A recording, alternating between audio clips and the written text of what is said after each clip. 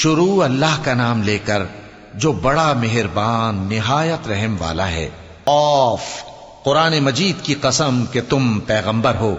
اصل بات یہ ہے کہ ان لوگوں نے تعجب کیا کہ انہی میں سے ایک خبردار کرنے والا ان کے پاس آیا تو کافر کہنے لگے کہ یہ بات تو بڑی عجیب ہے، بھلا جب ہم مر گئے اور مٹی ہو گئے تو پھر زندہ ہوں گے؟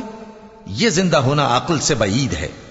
ان کے جسموں کو زمین جتنا کھا کھا کر کم کرتی جاتی ہے ہم کو معلوم ہے، اور ہمارے پاس تحریری یادداشت بھی ہے۔ بلکہ عجیب بات یہ ہے کہ جب ان کے پاس دین حق آ پہنچا تو انہوں نے اس کو جھوٹ سمجھا، سو یہ ایک الجھی ہوئی بات میں پڑے ہیں۔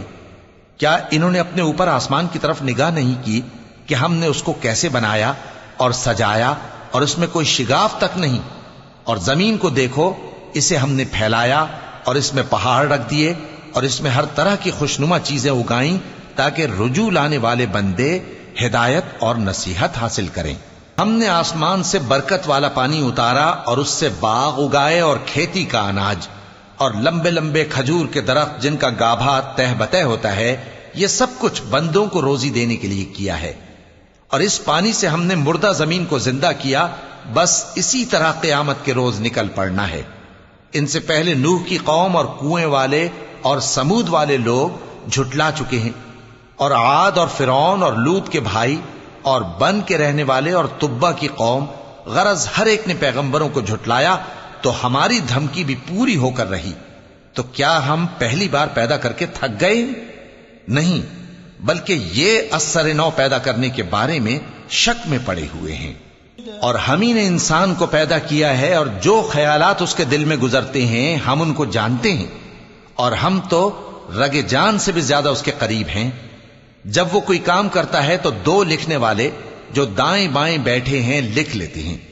کوئی بات اس کی زبان پر نہیں آتی مگر ایک نگہبان اس کے پاس لکھ لینے کو تیار رہتا ہے۔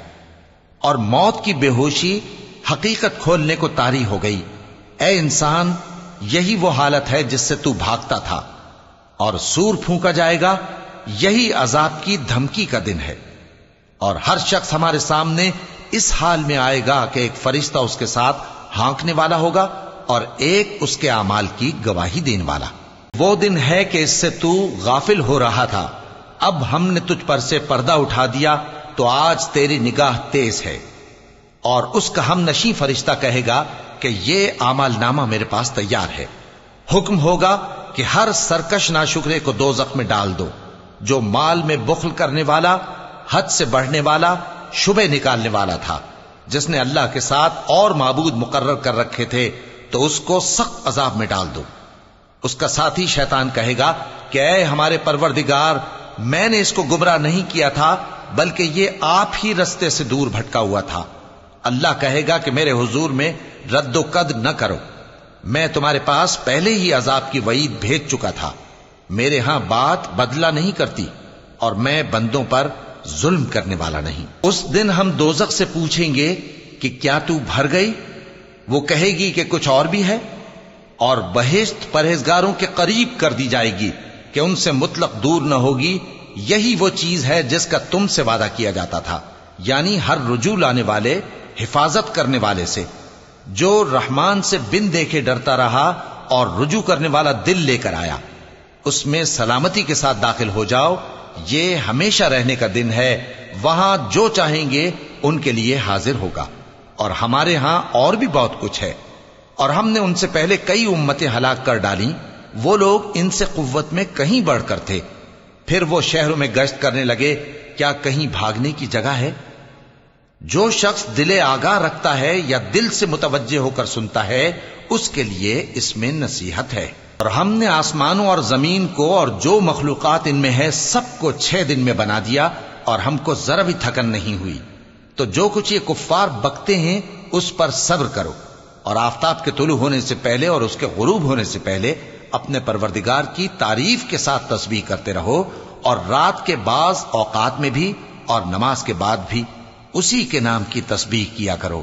اور سنو، جس دن پکارنے والا نزدیک کی جگہ سے پکارے گا، جس دن لوگ ایک زور کی آواز یقیناً سن لیں گے، وہی نکل پڑنے کا دن ہوگا۔ ہم ہی تو زندہ کرتے ہیں اور ہم ہی مارتے ہیں، اور ہمارے ہی پاس لوٹ کر آنا ہے۔ اس دن زمین ان پر سے پھٹ جائے گی اور وہ جھٹ پٹ نکل کھڑے ہوں گے. اس طرح سے جمع کرنا ہمیں آسان ہے. یہ لوگ جو کچھ کہتے ہیں ہمیں خوب معلوم ہے، اور تم ان پر زبردستی کرنے والے نہیں ہو.